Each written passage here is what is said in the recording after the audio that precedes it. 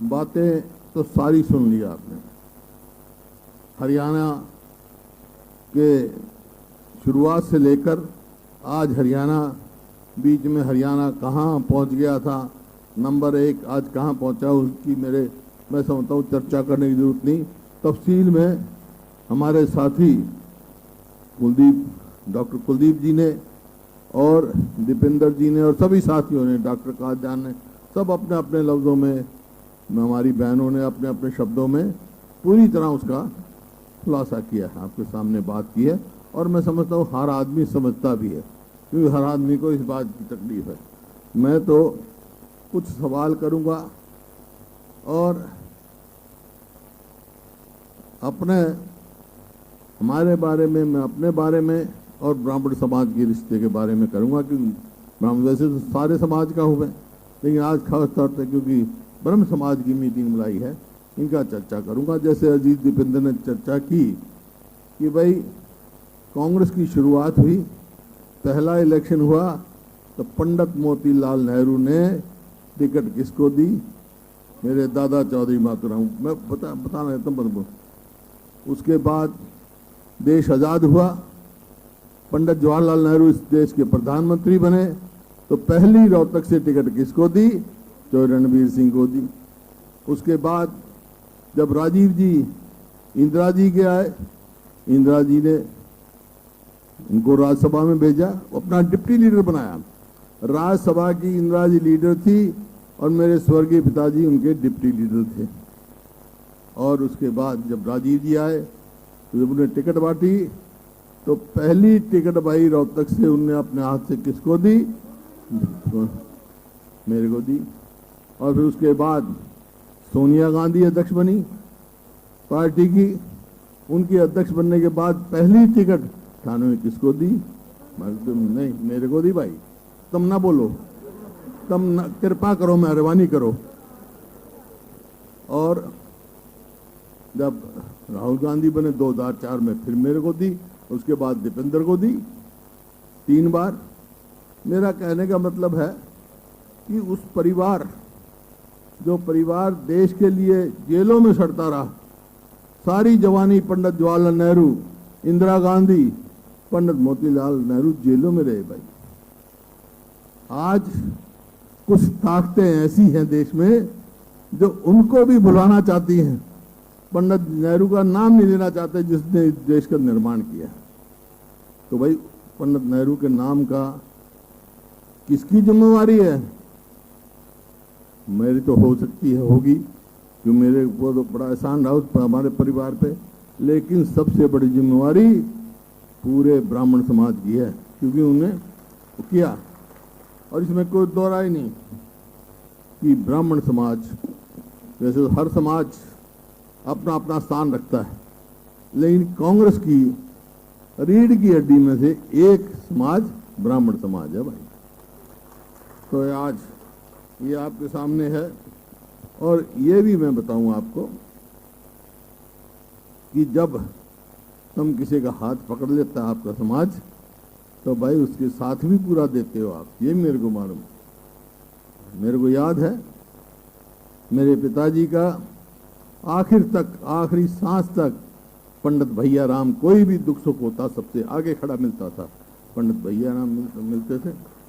और इसी प्रकार से पानीपत से पंडित माधोराम शर्मा, जिनको मेरे ताऊ पे जब केस बनाया, झूठी गवाही दी उनके लिए रखे थे, तो माधवराव ने कहा था, पंडित माधवराव, वो मेरे घर पे थे और मेरे पिताजी ने उनको वहाँ से करनाल से सांसद बनाने का काम सबसे पहले किया, टिकट दिलाने का काम।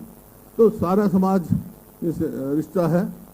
और भाई सवाल मेरे आपके हैं, कुछ 2-4 सवाल हैं, उनका जवाब आप अपने दिल पे हाथ रख के दे देना, तो आप बात समझ जाओगे। सबसे पहला मेरा सवाल है, और छोड़ो पूरे हरियाणा की तो बाद में करूँगा या कभी मौका होगा, क्योंकि आज रोहतक का ब्रह्म समाज इकट्ठा है। ये जो हमारी पुरानी संस्था है गॉड ब्राह्मण कॉलेज, दिल पे हाथ रख के बताओ, इसकी जब से ज़्यादा किसने मदद करी है? कब किस समय में हुआ? दिल पे आपने हाथ रखे। और आज 9.5 साल हो गए, पूछो प्रधान जी होंगे यहाँ पे भाई के कुछ मिला, कुछ नहीं मिला। और मेरे समय में भाई, क्योंकि हमारे बच्चे पढ़ें आगे जाएं, तो भाई दूसरा सवाल मेरा ये है, बैठ जाओ भाई बैठ जाओ। दूसरा मेरा सवाल है, हरियाणा में जो नौकरी लगाता है, बड़ी नौकरी, हरियाणा पब्लिक सर्विस कमीशन, उसका चेयरमैन ब्राह्मण किसने बनाया जनरल बस को? मेरा तीसरा सवाल भाई ये है कि सबॉर्डिनेट सर्विसेज का मेंबर भगवत दयाल की पुत्रवधि को किसने बनाया? हमने।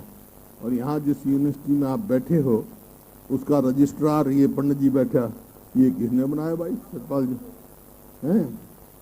और भाई पंडित भगवत दयाल जी के नाम से जो बात हुई, पहली यूनिवर्सिटी मेडिकल यूनिवर्सिटी किसने रखी? अरे आप सवाल है मेरे पूछते रहो। और कितने मंत्री बनाए? और पहली बार जो विधायक बना पंडित कुलदीप शर्मा, उसको स्पीकर किसने बनाया भाई? और कितने मंत्री बनाए हैं? और हरियाणा का डीजीपी वशिष्ठ को किसने बनाया भाई? हैं? और डोलीदारी का मालकाना हक किसने दिया? कानून किसने बनाया? आज क्या हो गया? इसी प्रकार से रिजर्वेशन 10% इकोनॉमिकली वीकर सेक्शन में किसको दी? गरीब ब्राह्मणों को किसने? हमने दी भाई। और चेयरमैन शिक्षा बोर्ड ब्राह्मण किसने बनाया? हमने बनाया। वाइस चांसलर कुरुक्षेत्र यूनिवर्सिटी का भी और देवीलाल यूनिवर्सिटी का भी ब्राह्मण हमने बनाया भाई। और अब बात कर रही थी, यहाँ कोई कह रहा था किसी को बनाओ, हमारे में एक डिप्टी चीफ मिनिस्टर 2019 का इलेक्शन में हमारा ऐलान था, अगर कांग्रेस पार्टी की सरकार बनेगी तो उसमें एक डिप्टी चीफ मिनिस्टर ब्राह्मण समाज से होगा।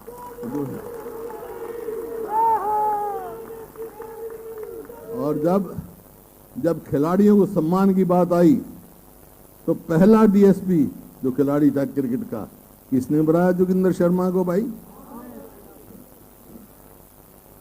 और क्योंकि ये संस्था 1921 में महात्मा गांधी यहाँ आए थे, 19 फरवरी 1921 में, वहाँ जो उस टाइम के गॉड स्कूल के हेडमास्टर थे, उन्होंने उनकी हाजिरी में ऐलान किया था मैं सरकारी वो नहीं करूँगा कभी, क्यों एडेड स्कूल था वो।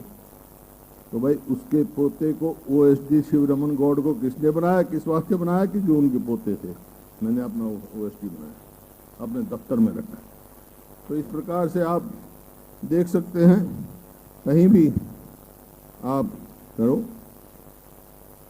हमारे यहाँ आज के हरियाणा के 2 बड़े ब्राह्मण नेता हुए। नेता सबके थे वो, लेकिन ब्राह्मण वर्ग से थे, पंडित नेकीराम शर्मा और पंडित श्री राम शर्मा। जब मेरे पिताजी ने राजनीति में बीए करके जब उन्हें कहा भाई मैं मेरे दादा से इजाज़त ली कि मैं आज़ादी की लड़ाई में जाना चाहता हूँ, उस टाइम तहसीलदार भी बना रहे थे और अंग्रेज बहुत अफसर बना रहे थे, तो उन्होंने कहा नहीं मैं आज़ादी की लड़ाई में लड़ना चाहता हूँ। तो मेरे दादाजी से इजाज़त ली और कहा मैं पंडित श्री राम शर्मा के नेतृत्व में आज़ादी की लड़ाई लड़ूंगा, क्योंकि वो जिले के प्रधान थे। तो हमारा आपका तो संबंध रहा भाई। बाकी तो बताओ, आप ईमानदारी से बताओ, ईडब्ल्यूएस में कितने ही आपके समाज से बच्चों को नौकरी मिली? ई 10 साल में मिली हो तो बता दो भाई। फिर अब आप बताओ, आपका क्या जवाब होना चाहिए?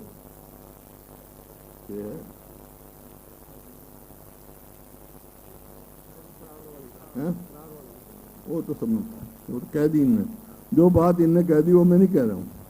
सबको पता है कि संस्था को परावर की जमीन किसने दी, कैबिनेट का फैसला है, कोई बदल नहीं सकता। फिर भी बदलने के प्रयास किए गए। मेरी कैबिनेट का फैसला है, कैबिनेट में फैसला कराया था।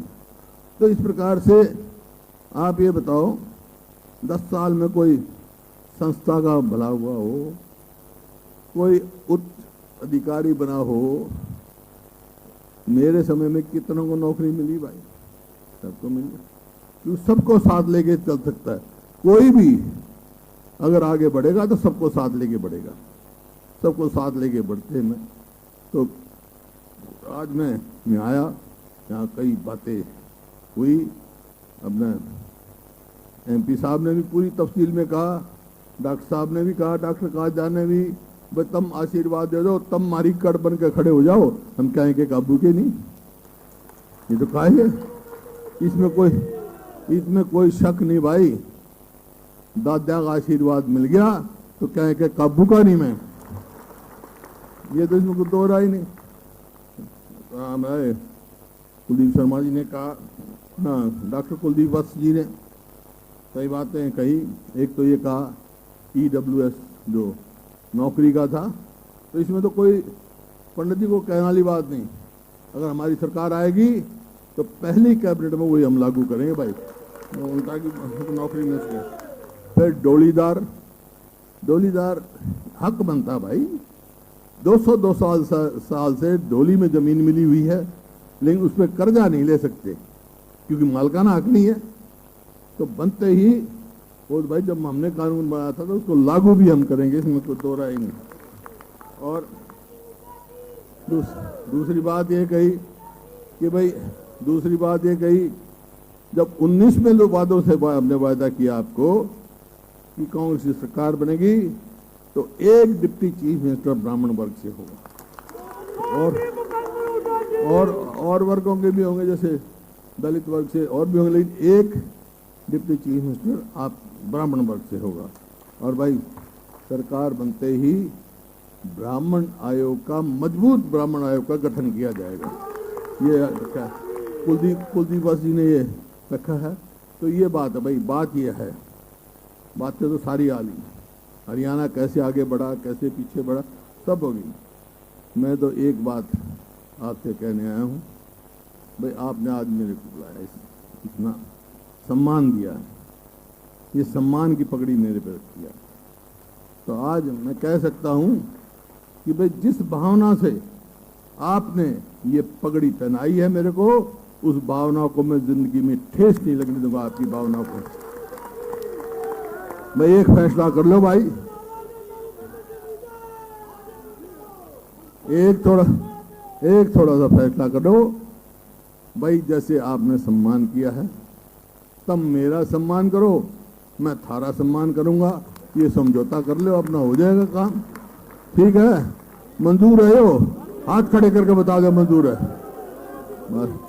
और एक बात और सुन लो, ये जो समाज है अकेला ब्रह्म समाज नहीं है, ये और ने बहुत साथ रखे है, सब साथ रखने तुमने रखोगे?